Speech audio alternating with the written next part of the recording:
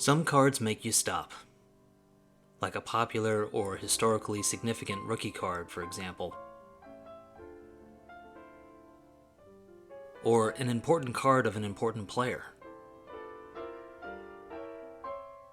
Or just a card that's just beautiful, unique, one that's unlike most other cards.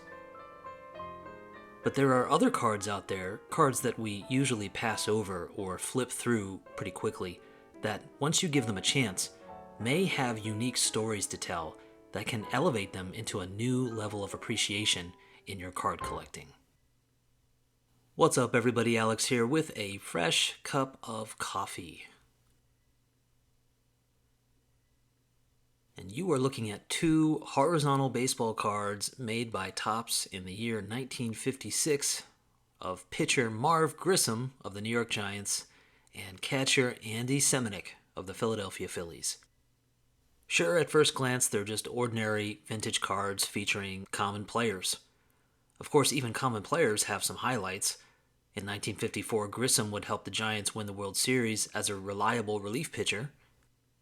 And Andy Seminick was considered one of the leaders of the Whiz Kids, who went on to win the National League pennant in 1950 and take on the New York Yankees in the World Series that year.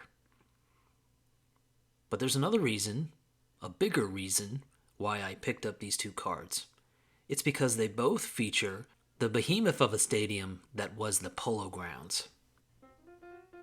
While famous for its action shots, the 1956 Topps set also features a lot of players standing small, completely enveloped in their ballpark surroundings. For example, behind Grissom, Seminick, and many other players in the 56 Topps set are the endless walls of the Polo Grounds, stretching out into the distance, its distinctive army green rim wrapping around the top of the park. Many other ballparks are featured as well, and it's the horizontal design of the set with a player portrait up front that makes this possible. It meant that the background image needed to be something that was eye-catching, but not too distracting, and more importantly, whatever was the focal point of the background would have to be off to one side, leaving the other side free and clear to be covered by the player's face. That accounts for these wide, expansive photographs, where the player is swinging a bat or making a pitch while being dwarfed by the stadium that surrounds them. Polo Grounds, of course, is one of the Jewelbox parks, those ballparks that were built after the wooden structures of the late 1800s, but before the multi-purpose stadiums that became so popular in the 1960s and 70s. These steel beauties were tightly nestled into a city block, creating cozy confines for both the players and their fans. It's a list that includes some of the most beloved ballparks of all time: Fenway Park, Old Yankee Stadium, Wrigley Field, Sportsman's Park, and Ebbets Field, just to name a few. The Polo Grounds was one of the most unusual of all the Jewelbox parks, with its horseshoe-shaped outfield.